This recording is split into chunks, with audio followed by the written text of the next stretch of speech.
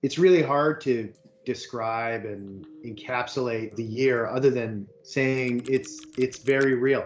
And I mean, we all felt it, and we all processed that, and we all learned something from it.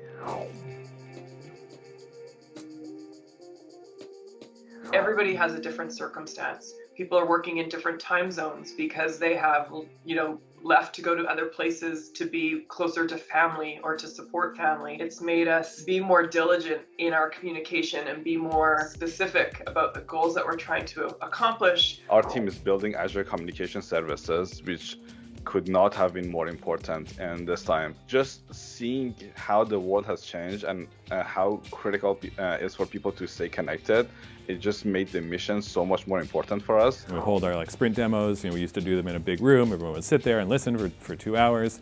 Now we do them on Teams, obviously, and people can chat while they're listening to stuff and make comments and post GIFs, and they're almost more engaged. It's when times are tough that you see what a team is really made of. That's when you see the real culture of any group shine through. At the coalition, that the team has come together and they've solved problems and they've lifted each other up. I think this year also defined boundaries. It's really easy to have boundaries around work and your personal life when they're in separate spaces, and in a sense I had to create a separate space for work. And let me tell you, the decoration makes so much difference. There's something about having a cute picture of my dog behind me and having a nice bookshelf on my left that makes me feel like I'm actually in an office. I think it's really funny because when you're on a Teams call, people will be zooming in, they'll be is that a chair in your background? Is that what's that in your kitchen? And I think it's always so funny because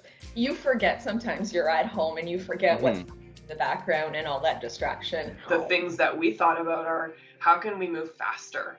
How can we get updates and value out to our customers faster? The things we're doing are more relevant. They're probably more relevant than they ever have been. You use photos to connect with people, but that was often, you share with your most distant friends or the people you haven't seen since high school or people that are connected only by Facebook or some social network. Now, people are sharing photos, with people in their immediate family that they haven't seen in person for a while. There's more, a sense of that connection, being able to just take something as simple as a text chat, but add the kind of media content that makes it richer and more meaningful. So I would say that the user needs didn't change as much as they just became even more relevant. We saw millions of people turning to games for stress relief, for social connection, for just a little joy in their lives. Games do have that ability to provide all of that, not just entertain people and let them escape, but also to bring them together in difficult times. We shipped Gears Tactics in April to really rave reviews, and then this holiday, Gears showed up huge for the launch of the Xbox Series X and the S. They were the visual technical showcases for the consoles. We also delivered Hivebusters DLC, which is an all-new campaign DLC for Gears 5, and we had 3 major multiplayer updates so far during the pandemic. A team from Israel reached out to us. The group was called Sheba Medical Center, and they were really eager to use guides in how they were responding to the coronavirus crisis and part of their strategy. And not only did they use the guides that they built to teach technicians how to operate ventilators, to really help them skill out the workforce to use ventilators in this kind of urgent crisis, and are now building a whole program around using mixed reality and using guides to deliver this to their medical simulation training center in Israel and to a network of hospitals around the world. It really just adds a whole new depth to how you can use this platform and this technology to communicate and share ideas. A large amount of effort was also invested just figuring out what was the most important pieces of information that we wanted to put in front of our users. Case count done in a reliable manner, or whether it was reaching out to all of our content partners and going, hey, we really want you to focus on pitching for these kinds of stories that, in addition to giving a realistic view of how the pandemic is going and how governments around the world are responding to it, we also want to make sure that we are building hope, because that is one of the biggest sort of positive outcomes that we can drive out of the bullhorn that we have, right? Like, because we reach about 400 million users a month. And then the other thing was also the elections work. It was a lot of, virtual watchfulness to make sure that like we weren't amplifying the untrustworthy voices and providing unbiased coverage. In the garage, we had been talking about how do we move more of our content virtual? How do we become more digital? How do we come to be more globally accessible? We better do that now. It's no longer a time to just talk about it. Now we better do that.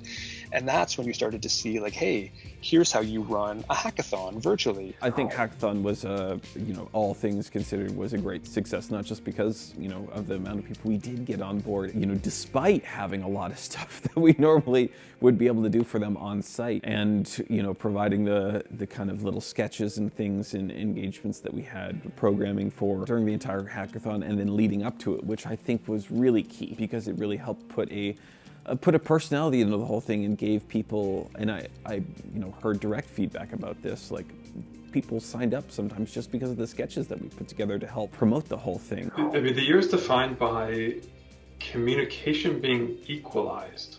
Like there's a great sort of equalization effect. Suddenly everyone's literally in the same frame, literal, metaphorical, figurative frame. At the same time, we have had this movement, this uprising about police violence and about racial injustice, which is not a new topic, even though it, broke out in America and consciousness of it has like spread from there, through North America and around the world. Those relationships, those connections, and those systems are actually coming into focus and getting our attention. And there's a huge potential for change in how we relate to each other. That is so much bigger than just Microsoft, just Vancouver. We're part of a much larger, I hope, movement towards being in right relationship with each other, with diverse racialized communities, with the indigenous communities where we live, with just economic systems. As an organization globally, as an organization regionally here in Vancouver, the collective resiliency and creativity of the people around us made me really value those relationships at work, and I'm honored to work with all these people here at Microsoft. I'm excited about the opportunities that we've identified in 2020 to be able to co-create the world we want to live in. And that means facing racial injustice, and that means facing global climate change, and that means really taking care of one another, protecting ourselves and protecting others by actually engaging in all of the public health requirements. And I feel like we have a culture of care at Microsoft. We have the privilege of especially relevant knowledge and skills, and therefore it's our responsibility to use those powers for good and make the world a better place. That will be our mission as Vancouver continues to grow and as Microsoft continues to succeed in these challenging times.